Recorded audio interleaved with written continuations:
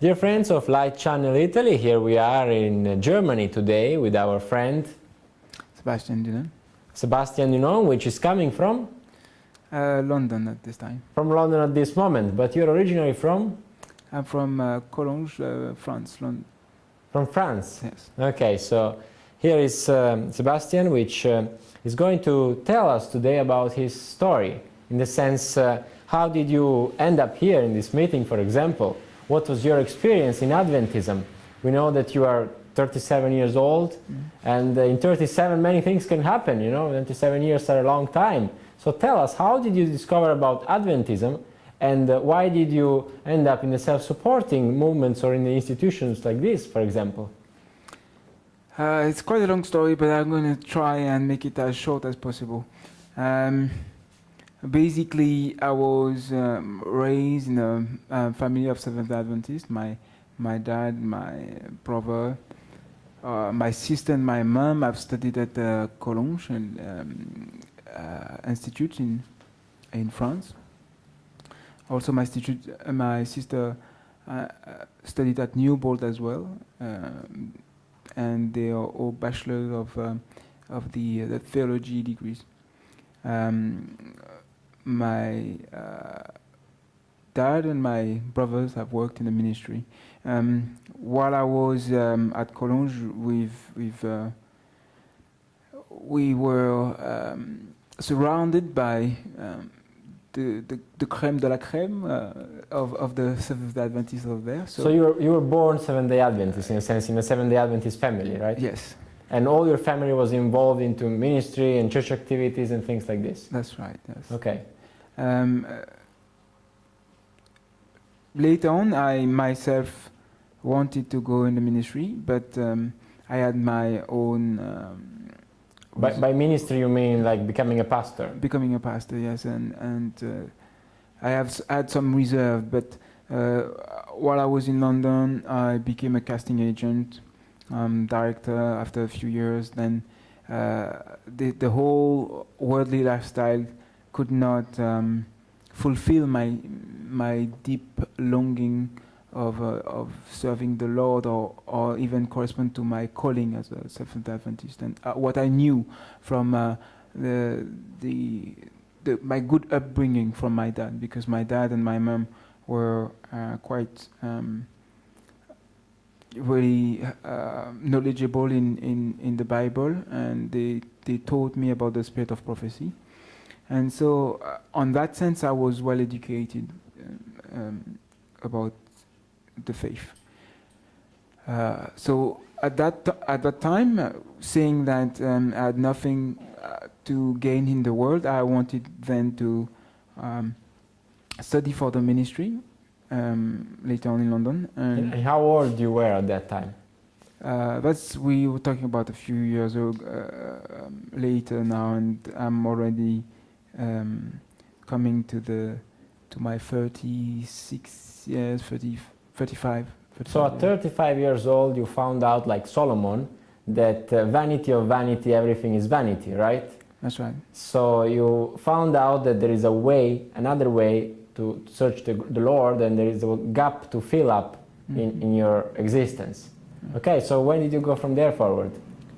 To be really precise, the fact that I was always in between.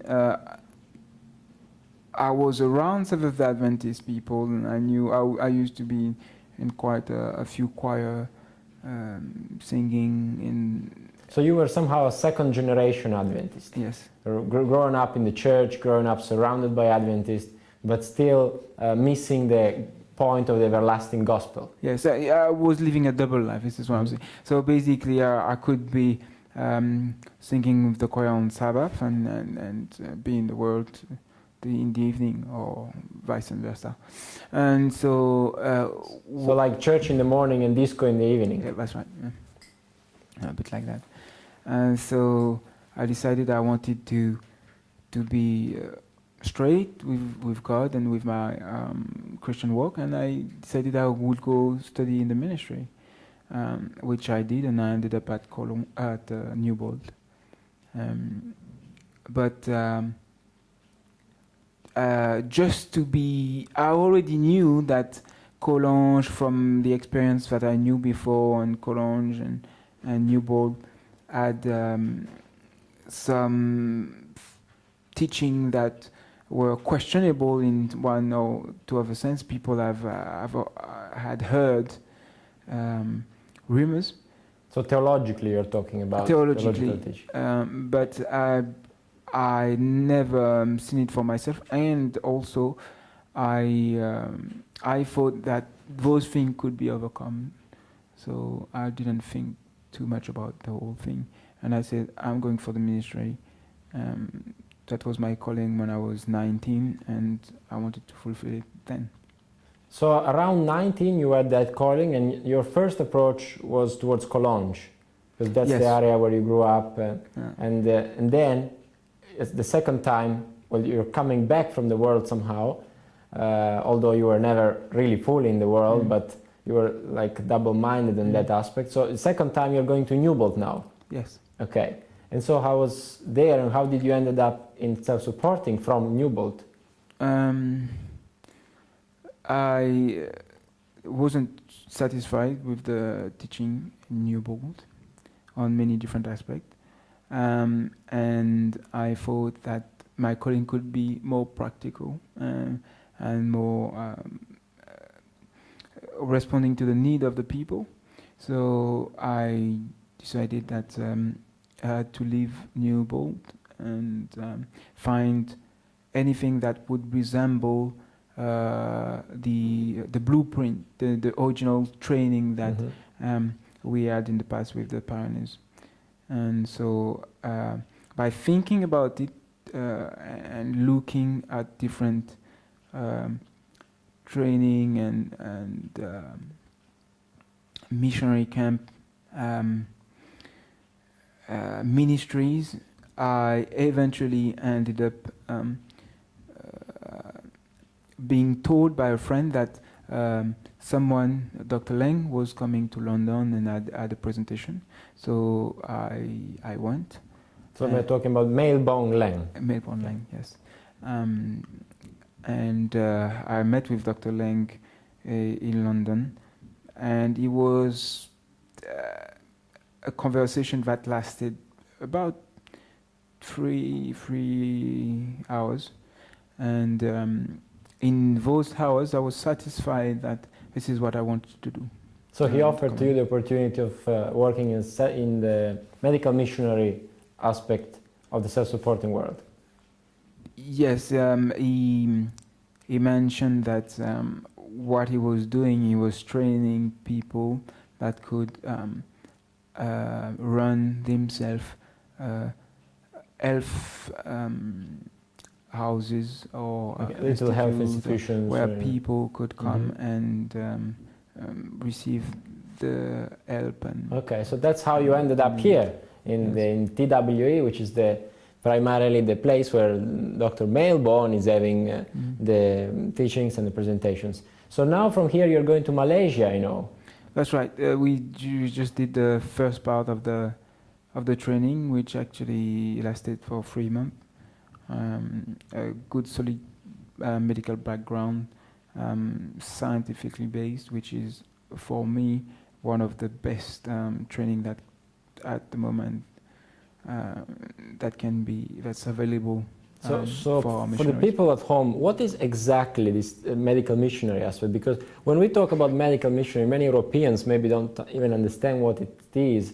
You're talking about hydrotherapy, about natural remedies, about the use of herbs, about colon irrigation, about what kind of things exactly?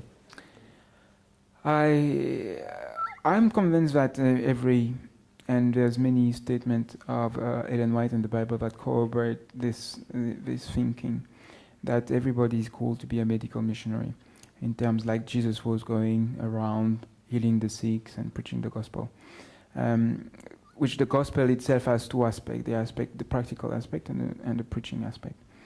But in that sense, we ought to know about our own health in order to help other people to connect with their health as well, their well-being, because the mind function directly in relation with the physical body as well. So if your physique is impaired, then your mind is impaired as well. And so we work to in order that the whole physique is physical being is okay, so that the mind. So you're talking about a more holistic approach of Yes. what health is, a harmonious development of mental, physical, and social aspects of it, and psychological. Yeah? Yes, and then so this is on a general aspect. Everybody should know about how his own body function, and what is good for him to eat, for its lifestyle. So he can help also other people. So first of all, awareness in our own lifestyle and our own attitudes, so that we can show with our health and with our achievements in this what this message had on us as impact. Yes, we have to be convinced to be able to convince somebody else. And then there's a gradient of a different level of knowing, of knowledge on that aspect, depending of your level of understanding, or level of the fact that you have an availability to train yourself, or to have books.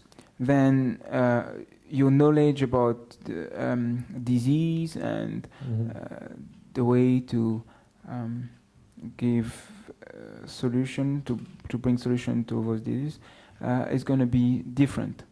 And in that aspect, people that would go to a center like here to be trained would have a greater knowledge than somebody who has not this opportunity. So what age do you think is the best for young people to do this kind of trainings? If I had the opportunity, I would have done it as soon as I was aware of it. There's no age for it. I would say even 15 or younger is a great opportunity. It's a privilege to be able to be trained and to be aware of all of that, and add to the knowledge, the base knowledge, because it's a vast. It's a very vast field. It's a vast field that expand, that constantly expand, and progressive expansion. Okay, so in closing, if you would have something to say to the young people today in Europe, as maybe they're finishing high school, or maybe they've just finished university, they really don't know where to go in their life, and if these people were there behind the screen, what would you like to tell them, to encourage them to work in medical missionaries environments, or any way to be involved in evangelism, everybody according to his own calling?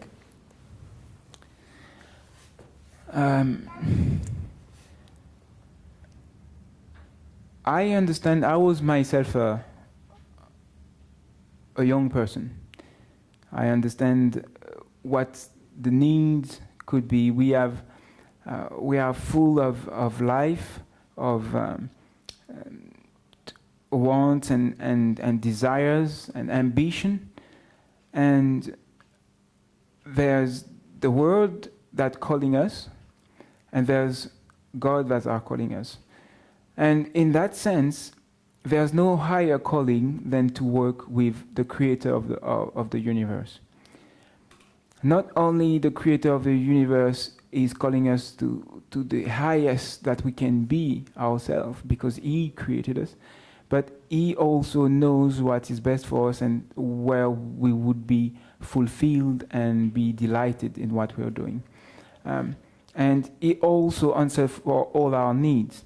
And in that sense, the medical missionary work and any work that call your attention to bring the gospel to friends, family, to all the people that you will be in contact to, those things are what is going to last forever. Things that you will be able to bring into eternity with you. Things like you would be able to be proud to share with Jesus. Things that when you are there, people would come to you, embracing you in heaven, saying, "Thank you for having been the one who have brought me to this path." So I would encourage you to take this time to really think deep about what you really want to do. Take this time to pray to God, and in the might of His strength, to go forward. Go to a ministry and register with them, and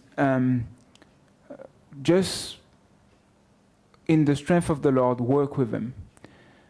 You will be blessed, and you will fulfill the destiny that God has for you.